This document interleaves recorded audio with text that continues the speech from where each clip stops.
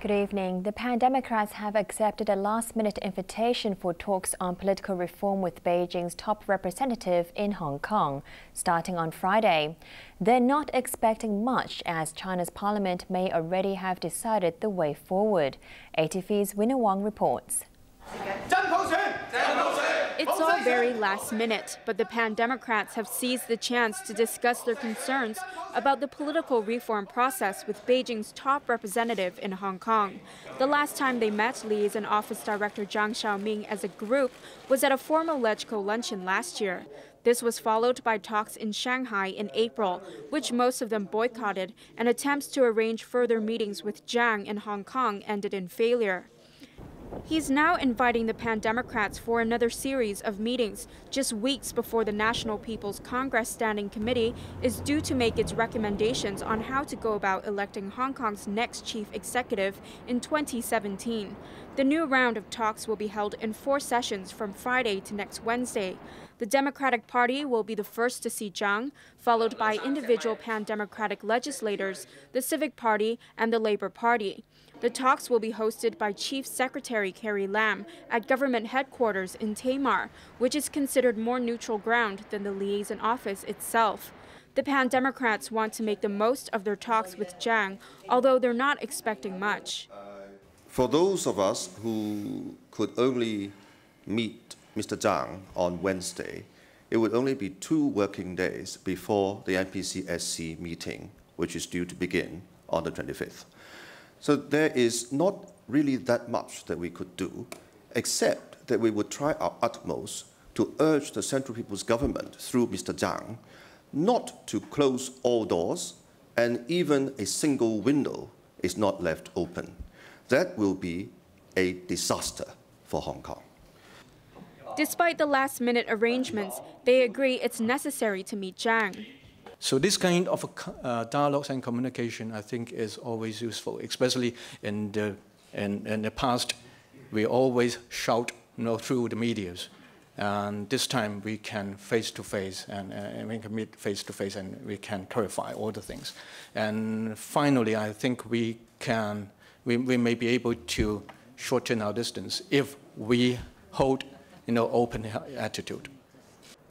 But bridging the gap is another matter altogether. While both the SAR and Beijing governments are against allowing ordinary voters to nominate chief executive candidates, the Pan Democrats are insisting on greater public participation in the process.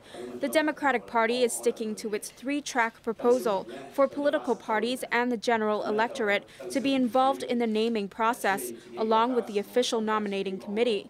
Party leader Emily Lau suggested that if the NPC rejects the 3-track proposal, the Occupy Central movement should hold another referendum to gauge public opinion.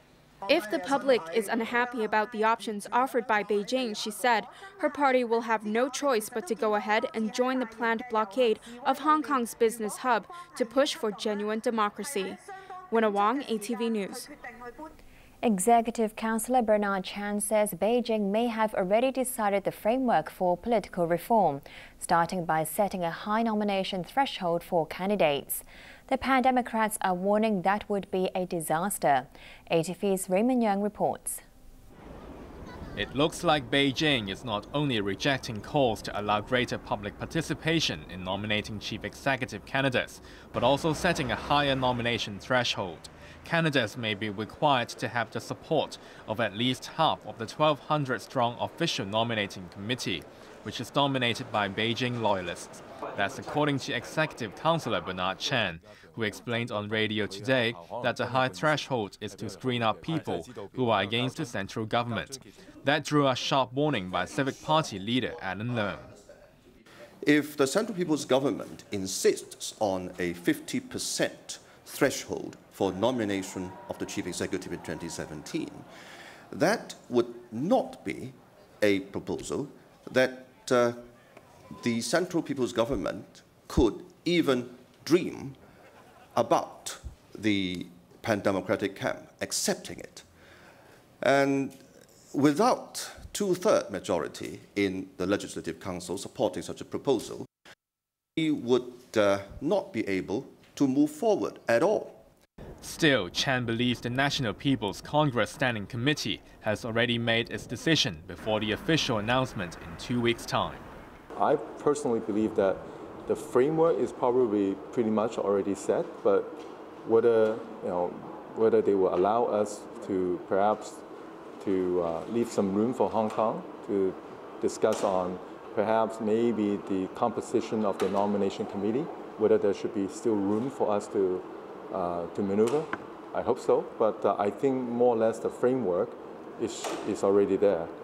With that in mind, radical lawmaker Albert Chan has dismissed the Pan Democrats' last-minute meeting with the liaison office director as a publicity stunt.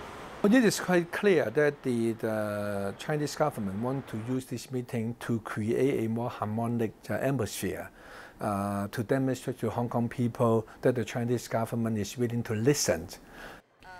Regina Ip from the pro-Beijing New People's Party is not expecting much from the talks either, although she's calling it a good start to future dialogue.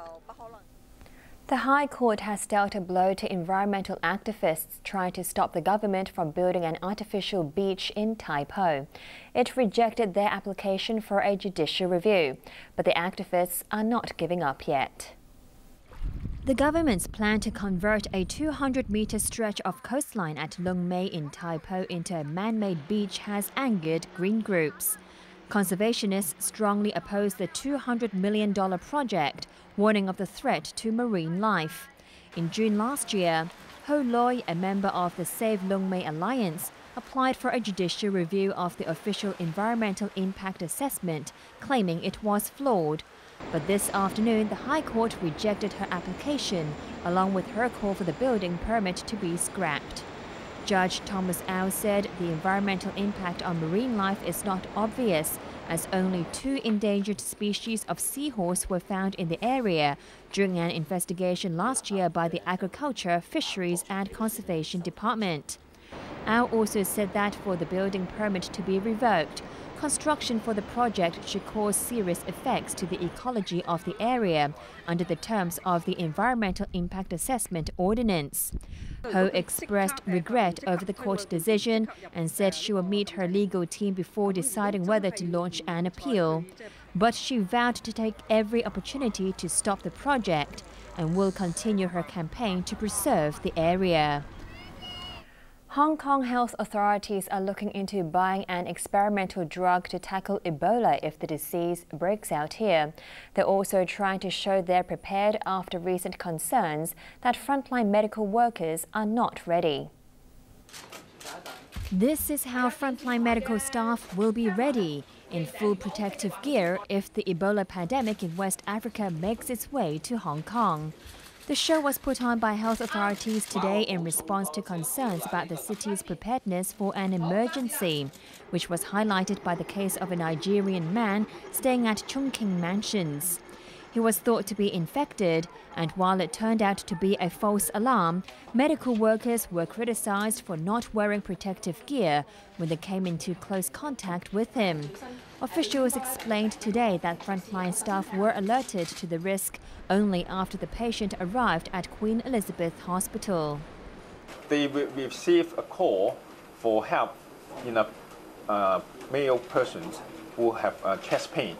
Okay, that wasn't a suspected case until the patient was sent to Queen Elizabeth Hospital.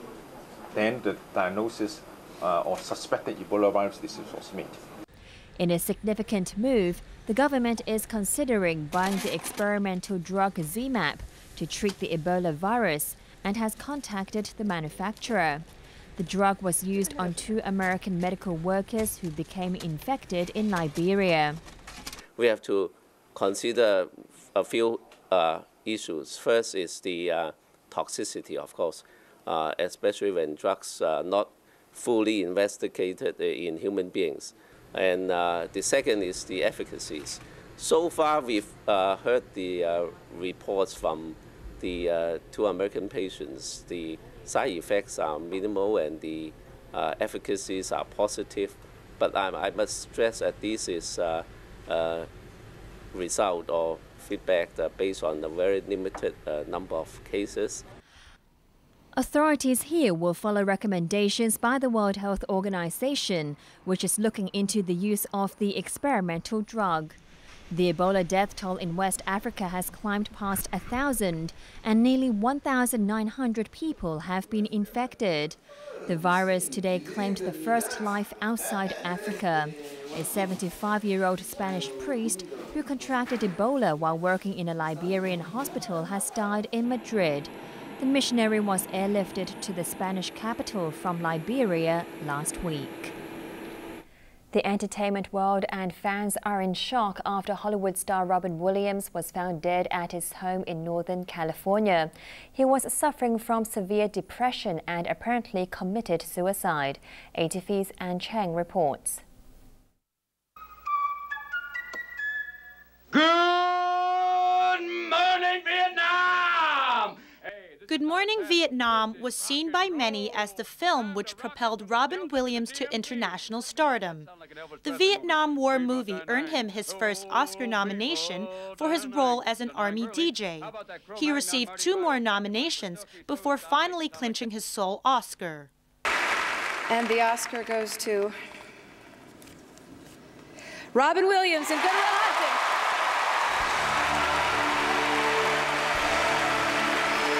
Robin Williams has previously been nominated 3 times. This is his first Academy Award.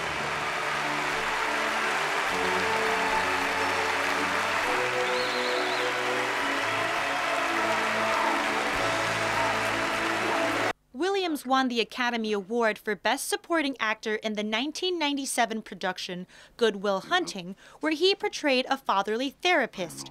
Fans shocked by his sudden death paid tribute to their idol as they await the official verdict. The coroner in California's Marin County suspects Williams committed suicide by asphyxia, but an autopsy is to be held to confirm the cause of death. According to the police, they received an emergency call just before noon on Monday, local time, that the actor was unconscious and not breathing. He was declared dead a few minutes later at his home north of San Francisco. Williams, who has been suffering from severe depression, also had problems with alcohol. His wife Susan Schneider said in a statement, "I lost my husband and best friend while the world lost one of its most beloved artists and beautiful human beings." Tribute poured in from his peers describing Williams as one of a kind. Well, it's too soon. He's out of here way too soon. Mourning the loss of such a great man, and he was also a friend, and I admired him, and he's a legend. It's unbelievable. Everything is a bad day when someone like that is gone, you know? Tragic loss. U.S. President Barack Obama said he arrived in our lives as an alien, but he ended touching every element of the human spirit.